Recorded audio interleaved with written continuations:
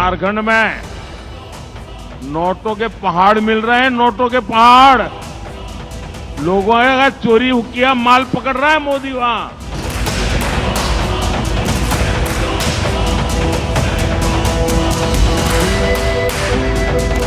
मेरा पीएस है, विभाग के विभाग बोले बहुत सरकारी मुलाजिम है।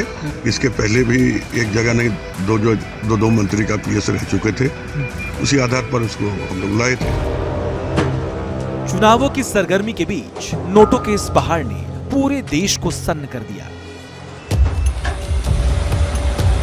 खुद जांच एजेंसी के अधिकारी भी हैरान रह गए कि नोटों का नेटवर्क आखिर कहां तक फैला है।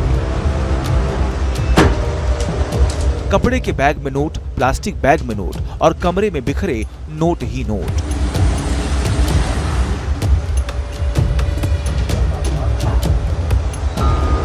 पांच सौ नोटों की करारी करारी गड्डियां कि नोटों को गिनने वाली मशीनें हाफ गईं। नोटों का इतना बड़ा ढेर कि सरकारी बक्से कम पड़ गए।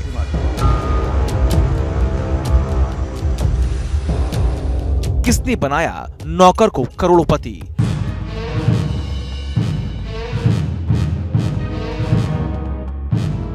ये ना तो किसी बैंक का सेफ रूम है, ना ही नोट छपने वाली जगह, बल्कि ईडी की छापेमारी में आरोप लगा कि रांची में जहांगीर आलम नाम के शख्स के घर से नोटों का पहाड़ मिला। जहांगीर आलम कौन है और इस खुलासे में झारखंड के ग्रामीण विकास मंत्री आलमगीर को सफाई पर सफाई क्यों देनी पड़ रही है? सबसे पहले उस नेटवर्क को समझिए। दरअसल झारखंड के मंत्री आलमगीर के निजी सचिव सजीव पाल हैं। सजीव पाल के घर पर जहांगीर आलम नौकरी करता है। जहांगीर आलम के यहां से 20 करोड़ से अधिक का कैश बरामद हुआ है।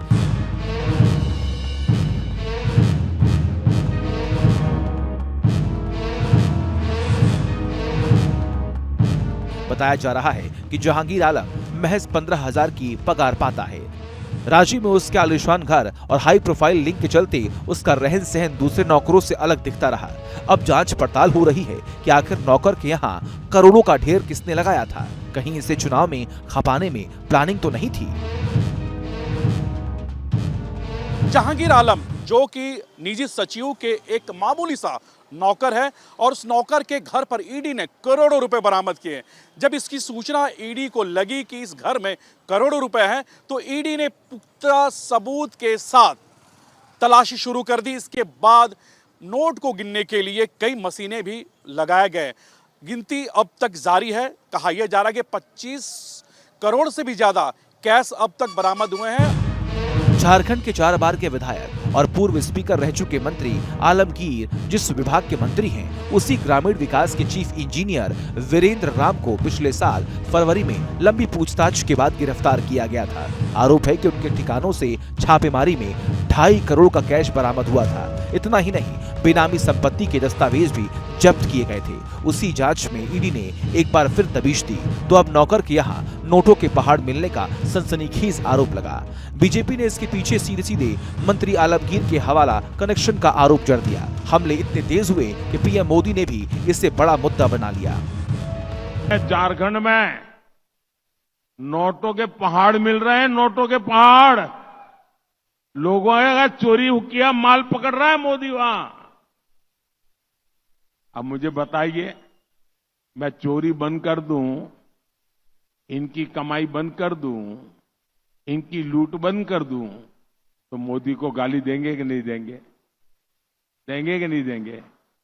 लेकिन गाली खा करके मुझे काम करना चाहिए नहीं करना चाहिए? आप मुझे बताइए।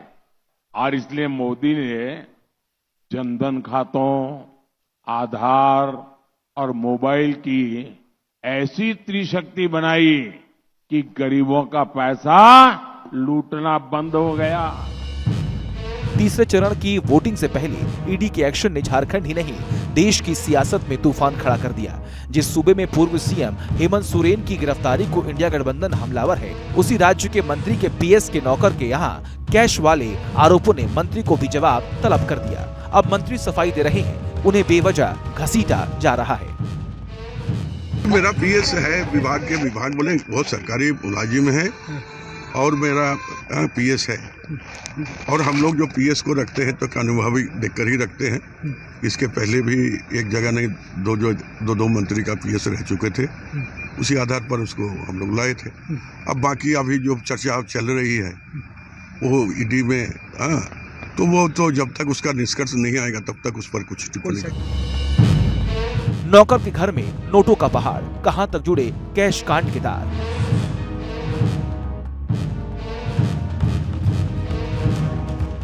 झारखंड के मंत्री आलमगीर तक अभी जांच की आंच नहीं पहुंची है, मगर उनके विभाग में टेंडर रैकेट की जांच का दायरा जरूर बढ़ गया है। मनी लॉन्ड्रिंग केस में आरोपी चीफ इंजीनियर वीरेंद्र राम ने झारखंड के ग्रामीण इलाकों में सड़क निर्माण और अन्य टेंडर जारी करने के बदले 1% तक कमीशन लेने की बात कबूल की थी। ईडी को शक है कि पिछले साल झारखंड के ग्रामीण इलाकों में सड़कों के निर्माण के लिए 10,000 करोड़ का भी टेंडर अलॉट किए गए, जिनमें मोटा कमीशन लिया गया। इसी केस में जांच के लिए झारखंड में एक बार फिर छापेमारी तेज हो गई। Team news nation.